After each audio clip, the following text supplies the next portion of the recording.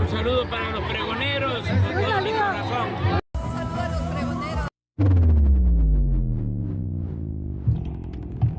Muy enojada está Norma Piña y sus secuaces y por eso están frenando a como dé lugar lo que es este proceso de esta elección de personas juzgadoras ahí en el comité pues del mismo Poder Judicial, mis estimados peroneros, acatando resoluciones ahí, amparos y demás, y dejando a más de 3,000 personas que sí quieren entrarle a este proceso de elección, simple y sencillamente le están vulnerando sus derechos, y Norma Piña siguiendo los mismos por recomendaciones y mandatos, órdenes por parte de los prianistas para frenar esta reforma judicial. Y bueno, mis estimados amigas y amigos peruanos, este boicot ya lo señaló la presidenta, la doctora Claudia Sheinbaum, el día de ayer, y ahora escuchen cómo la ministra del Pueblo, Lenia Batres, pues revela por qué está tan enojada Norma Piña y algunos otros ministros de la Corte. Vamos a escucharlo. Les cortaron sus remuneraciones, sus privilegios, y esto es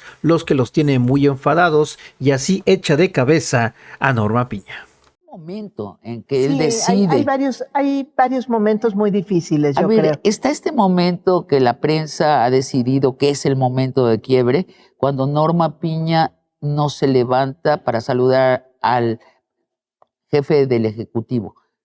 ¿Tú crees que eso fue? Yo creo que hay varios momentos difíciles. Ajá. O sea, creo que un primer momento, yo diría, si hay un primer momento de encono, es el momento en el que prácticamente se convoca a los juzgados de distrito a que resuelvan en contra todo lo que venga de esta administración, porque prácticamente eso vino sucediendo. Creo que eso fue sucediendo. ¿Hubo una convocatoria? No, bueno. Estoy vulgarizando. Pero un sobreentendido. No, un llamado a la imparcialidad, a no ser concesivos con el Poder Ejecutivo, fundamentalmente. Un llamado, por ejemplo, a cumplir, que eso nunca lo hizo el Poder Judicial, a cumplir el rol de contrapeso que se requiere hoy. Lo dijeron. Claro, eso nunca se hizo. Ese tipo de convocatoria, vamos a cumplir la función de contrapeso de garantes de la democracia. Bueno, ahí hay un rompimiento, incluso no solamente ideológico, sino hay un llamado a alterar finalmente lo que nuestra Constitución llama equilibrio de poderes, porque le está llamando a los jueces a cumplir una misión,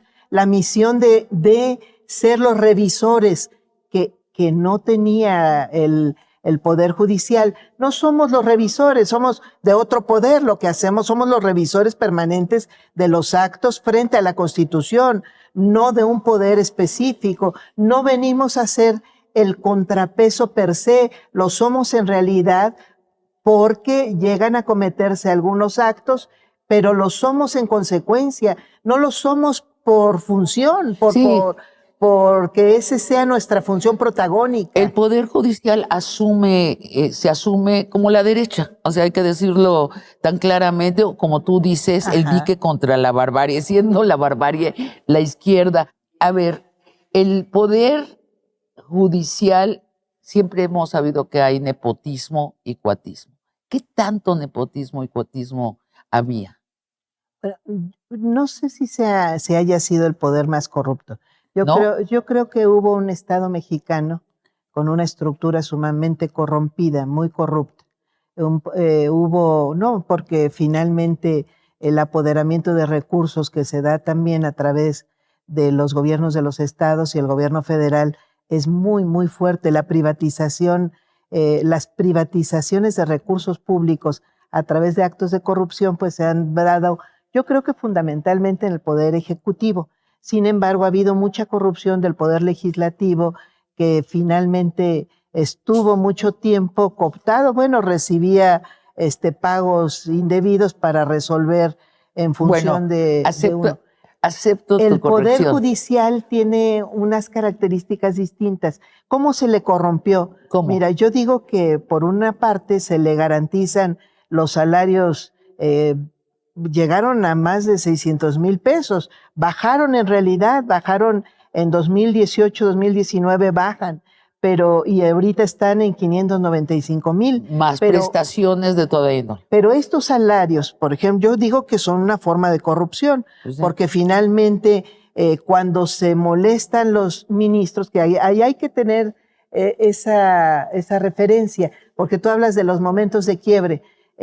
Un momento de quiebre es cuando ven amenazados sus ingresos los ministros y ministras, porque finalmente hay una reiterada o un reiterado llamado a que se cumpla con el artículo 127, con el límite de la remuneración constitucional, que no puede ser mayor que la del presidente, y el Poder Judicial lo excede muchísimo. Y hay un llamado también, bueno, hay un intento del propio Poder Legislativo para acotar estos salarios tanto de los organismos autónomos como del Poder Judicial, porque finalmente tanto el Poder Legislativo como el Ejecutivo adoptan finalmente ya el límite. De ninguna manera nos tocan los salarios. Y el Poder Judicial declara que no lo va a hacer, se empieza a otorgar amparos a diestra y siniestra a jueces, magistrados y ministros para no pagar. ¿Se empieza a otorgar amparos? Sí, por supuesto, hay montones de amparos para eso. Por cierto que no tenemos una sola jurisprudencia que justifique al día de hoy que sigamos o que se sigan teniendo remuneraciones mayores a la que indica la Constitución. Nunca se dejó por escrito el criterio por el cual se están otorgando esta serie de suspensiones, sobre todo. Entonces tenemos casos como el de INEGI, que tiene 4 años con una misma suspensión, recibiendo remuneraciones mayores a las que dice la Constitución. Bueno, pero regreso, sí. Nepotismo y cuatismo. Entonces digo que hay formas institucionalizadas de corrupción. Esa es una, y una ¿no? era esta, creo que era la más fuerte. A partir de esa concesión que se hace, entonces se comprometen, son acuerdos tácitos, ¿no? Se compromete de alguna forma la voluntad de los propios ministros. Digo que son acuerdos tácitos porque nosotros pedimos tales aumentos, tales remuneraciones, se aprueban, bueno, pues entonces se es benévolo con quien lo aprueba, ¿no?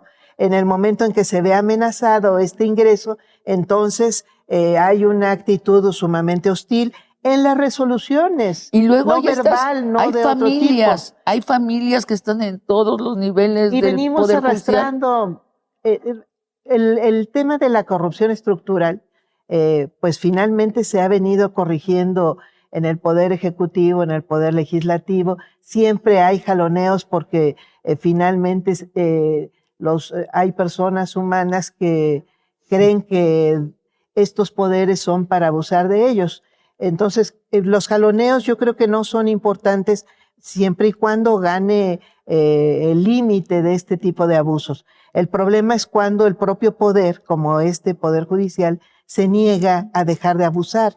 1, a bajarse las remuneraciones. 2, a corregir lo que vino creando en todos estos años. Y lo que vino creando fue, pues, este poder cerrado en el que le permitió a los jueces y a los magistrados hacer las contrataciones directas de su personal. Entonces se pone el grito en el cielo con que se puso en riesgo, se está modificando o se acaba con la carrera judicial, cuando la carrera judicial pues fue un mecanismo que garantizaba todo un sistema de escalafonario, de ascensos, de solamente un grupo. ¿Cuál grupo? El que lograba ingresar o de las personas que lograban ingresar a la corte o al Poder Judicial. ¿Quiénes? Pues quienes iban decidiendo los propios jueces. Entonces ingresan a la carrera, ingresan ya a un escalafón y además se vuelve permanente su trabajo en el momento en que concursan. Pero ¿quién puede concursar? Quien finalmente ingresó por la única vía que podía ingresar, que era la contratación directa de jueces y magistrados. ¿A quiénes contrataban los jueces y magistrados? Pues a muchísimos familiares sin que nadie dijera nada porque nunca se auditó tipo de contratación. O cuates o gente que al ser contratada se vuelven como del equipo del juez o el magistrado o el ministro supremo. Como si fueran partidos internos. Incluso antes de 1995, la forma en la que se designaban jueces y magistrados era por medio del Pleno de la Corte. Entonces se distribuían por cuotas. Claramente, o sea, esto no es ninguna presunción, es conocidísimo. Cada ministro proponía, se distribuían cuántos les tocaba a cada quien designar y hacían las designaciones directas. A partir del 95 se crea el Consejo de la Judicatura Federal y se crea la supuesta carrera judicial. Y así se crean las redes de corrupción interna, es decir, tú vas con un ministro supremo y dices, yo en Jalisco voy a tener este problema, no te preocupes, ahí tengo mi juez. Hay muchísimas, pues hay mucha red de influyentismo, ¿no? Sí, hay favores que se responden unos a otros y hay mucho influyentismo en ese sentido, de que se tienen muchos nexos con determinados jueces, se garantizan tenerlos en todo el país, en todas las materias, porque así se pueden a su vez hacer favores, hacer más favores que después van a ser retribuidos. Pues esa es la red que funciona fundamentalmente. Yo le agradezco mucho a Salinas Pliego porque ha sido una ventana sobre la alta corrupción de este país. Al seguirlo a él, la prensa de izquierda, nos hemos dado cuenta de cosas que no sabíamos. Por ejemplo, que él tiene un juez en Jalisco. O sea, entonces misteriosamente sus problemas de la Ciudad de México pasan a Jalisco, ¿no? Entonces, ¿qué tan común es esto de que haya jueces que se puede decir que están en la nómina secreta de un empresario? Bueno, pues hay mucho interés y mucho nexo, ¿no? Pues del poder económico con el poder judicial, por supuesto. ¿Sí hay mucho? Yo creo que sí. Digo, no me consta, no puedo hacer acusaciones concretas, pero veo, por ejemplo, muchos despachos que tienen las puertas muy abiertas, no se le concede no conseguimos finalmente que hubiera una audiencia para las comunidades indígenas que se quejaban de esa posible declaración